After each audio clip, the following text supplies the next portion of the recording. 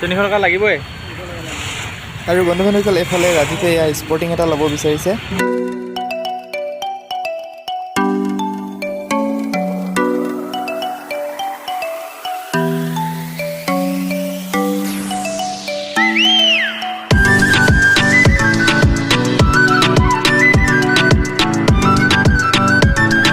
আৰু এইফালে ৰাজীৱৰ নতুন চেণ্ডেল।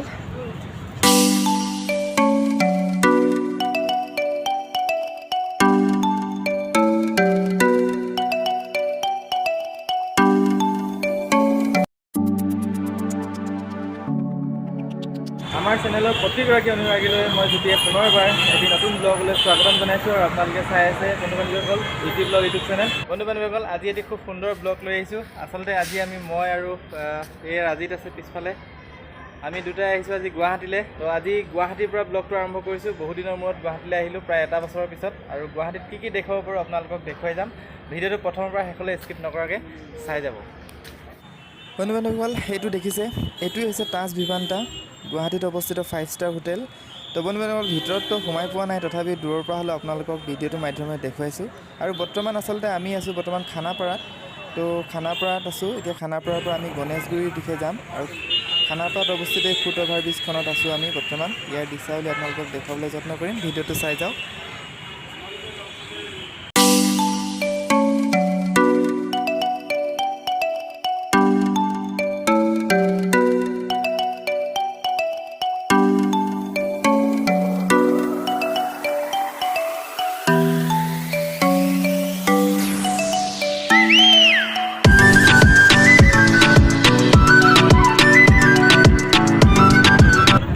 এতিয়া আমি গৈ আছোঁ বৰ্তমান গণেশগুৰিলৈ, মই পঢ়া সেই স্কুলখনলৈ। আৰু তাৰ পৰা যিহেতু মই অৰিজিনেল ৰেজিষ্ট্ৰেশ্যন চাৰ্টিফিকেট আৰু মাৰ্কশ্বিট ল'ব আহিছোঁ।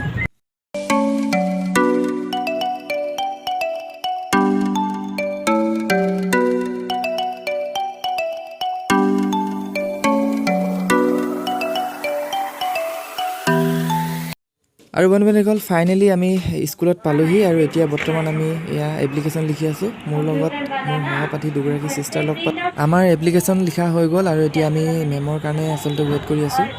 আৰু বহুদিনৰ মূৰত এফালে চাওক, মোৰ দুগৰাকী সহপাঠী ছিষ্টাৰ দীপাঞ্জনা আৰু প্ৰণামী। তো ইহঁত দুজনীকো লগ পাই গ'লোঁ, ভাল লাগিলে লগ পাই। আৰু বন্ধু-বান্ধৱীসকল এয়া এপ্লিকেশ্যন লৈ পেলাই ৰখি আছোঁ মেমৰ কাৰণে। মেম অহালে, মেম আহিব এতিয়া, মেমৰ ওচৰত যাওঁ, তাৰ পাছত আপোনালোকক দেখুৱাই যাওঁ। বন্ধু-বান্ধৱীসকল মইতো নিব আহিছিলোঁ ৰেজিষ্ট্ৰেশ্যন চাৰ্টিফিকেট আৰু মাৰ্কশ্বিট, অৰিজিনেল মাৰ্কশ্বিট।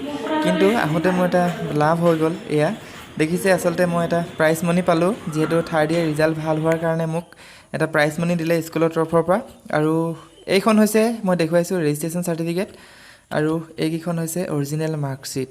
তো বন্ধু-বান্ধৱীসকল 3 বছৰৰ কষ্টৰ ফল এয়া, আৰু আজিহে আচলতে মনটো ভাল লাগিছে। আৰু বন্ধু-বান্ধৱীসকল যিহেতু চাৰ্টিফিকেট লোৱা হৈ গ'ল আৰু ইয়াৰ পৰা আমি এতিয়া ওলাম।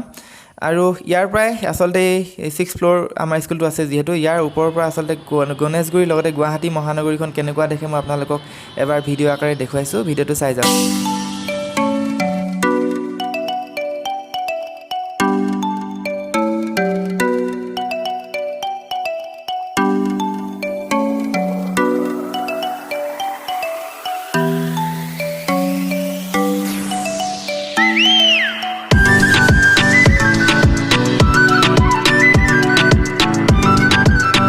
ফাইনেলি মোৰ কামখিনি হৈ গ'ল আৰু বৰ্তমান ৰাজীৱ আৰু মই গণেশগুৰি ফুটপাথত।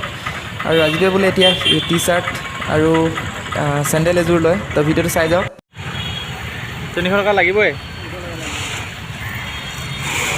এইফালে সেয়া ৰাজীৱৰ স্পৰ্টিং চাওক, কেনেকুৱা লাগিছে কমেণ্ট কৰি জনাওক। 300 টকা বোলে এটা। আৰু এইফালে হৈছে ৰাজীৱৰ এইযোৰ চেণ্ডেল, নতুন চেণ্ডেল। তো ভিডিঅ'টো চাই যাওক।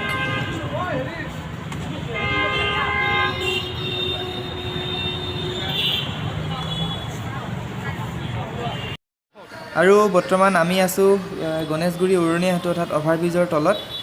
আচলতে এইখিনিত আহিলে কিবা এটা ভাল লাগি যায়, কিয়নো মই ইয়াত ডিপ্ল'মাটো লৈ থাকোঁতে প্ৰায় 3টা বছৰ এই অভাৰব্ৰিজৰ তলেদি মই অহা যোৱা কৰিলোঁ।